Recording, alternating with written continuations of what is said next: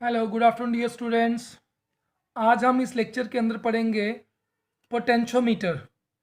Potentiometer क्या होता है, पोटेंशियोमीटर का प्रिंसिपल क्या होता है, पोटेंशियोमीटर की कंस्ट्रक्शन क्या होती है, पोटेंशियोमीटर के लिए क्यों यूज़ करते हैं पोटेंशियोमीटर, किस किस चीज़ को निकालने के लिए पोटेंशियोमीटर किया जाता है। So first of all, potentiometer एक इंस्ट्रूमेंट होता है। जो इंस्ट्रूमेंट हम लोग क्या करते हैं, किसके लिए यूज़ करते हैं, स्मॉल पोटेंशियल डिफरेंस को निकालने के लिए, दो सेल के बीच में कंपैरिजन निकालने के लिए, और इंटरनल रेजिस्टेंस ऑफ सेल को फाइंड आउट करने के लिए हम पोटेंशियोमीटर को यूज़ करते हैं। दोबारा सुन लें, पोटेंशियोमीटर एक इंस्ट्रूमेंट होता है जो हम लोग यूज़ करते हैं किसके लिए, हम लोग स्मॉल मेजरिंग पोटेंशियल डिफरेंस निकालने के लिए, कंपैरिजन ईएमएफ टू सेल निकालने के लिए, और इंटरनल रेजिस्टेंस को फाइंड आउट करने के लिए हम पोटेंशियोमीटर को यूज़ करते हैं। इसका जो प्रिंसिपल होता है वो क्या कहता है, प्रिंसिपल कहता है कि potential difference across any portion of the wire is directly proportional to the length of the wire, यानी कि V प्रोपोर्शनल L, ये प्रिंसिपल है इसका।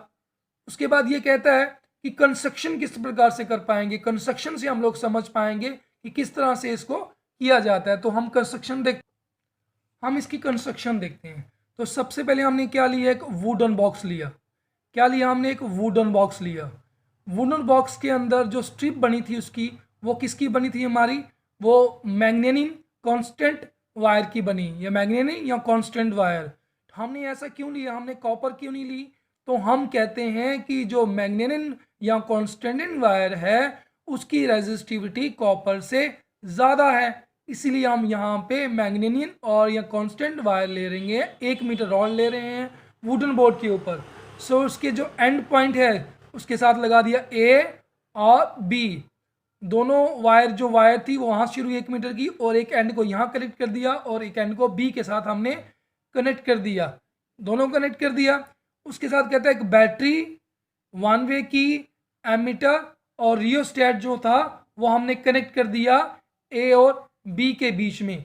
एमीटर, बैटरी, एमीटर, 1 वे, बैटरी और रियोस्टेट हमने A और B के बीच में लगा दिया। इस सर्किट को बोलते हैं एक्सिलरी सर्किट, क्योंकि जब चीज़ों को सीरीज में कनेक्ट किया जाता है तो हम उसे एक्सिलरी सर्किट बोलते हैं। तो इसको हमने एक्सिलरी सर्किट बोला, क्या बोला, एक्सिलरी सर्किट बोल दिया हमने इसको।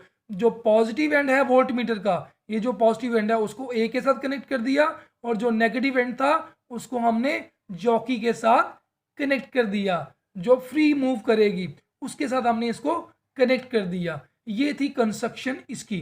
अब इसमें देखते हैं आगे इसका प्रिंसिपल। हम कहते हैं ए एरिया है और फीज वाई जो है वो एरिया ऑफ क्रॉस सेक्शन है।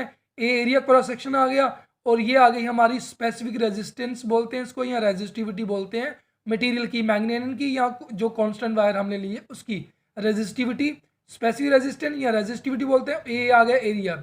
V अगर हमारा मान लो पोटेंशियल डिफरेंस है तो L लेंथ है और R रेजिस्टेंस है, ठीक है। तो I करंट क्या हो जाएगा हमारा, Ohm's law accordingly V is equal to IR।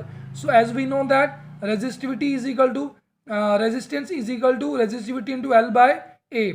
तो हमने R की वैल्यू जो थी वो इसमें पुट कर दी, ठीक है। तो वैल्यू क्या आ गई, V is equal to current, ये आ गई resistivity, L by A value हमारे पास आ गई, L बाय A वैल्यू आ गई। A अगर A और I दोनों कांस्टेंट हैं तो V इज प्रोपोर्शनल क्या हो गया, L। तो कांस्टेंट चला गया, V प्रोपोर्शनल L आ गया हमारे पास, यानी कि हमारा क्या बचा, the fall of potential difference of any portion of the wire directly proportional to the length of that portion of the wire. So provide A and R are kept constant. दोनों क्या आ गए हमारे पास, कांस्टेंट आ गए। क्या आ गए हमारे पास, constant values आ गई।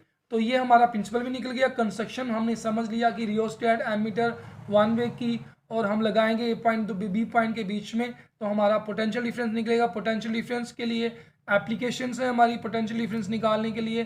Potential difference को यूज़ करके हमने पोटेंशियल डिफरेंस पोटेंशियोमीटर को यूज़ करके हमने पोटेंशियल डिफरेंस निकालना है, हमने कंपैरिजन ईएमएफ टू निकालना है, सेल निकालने हैं, और इंटरनल रेजिस्टेंस निकालना है। तो इस लेक्चर में ये पोटेंशियोमीटर था। कल के लेक्चर में हम लोग पढ़ेंगे comparison EMF two cell by using potentiometers, ठीक है। Thank you.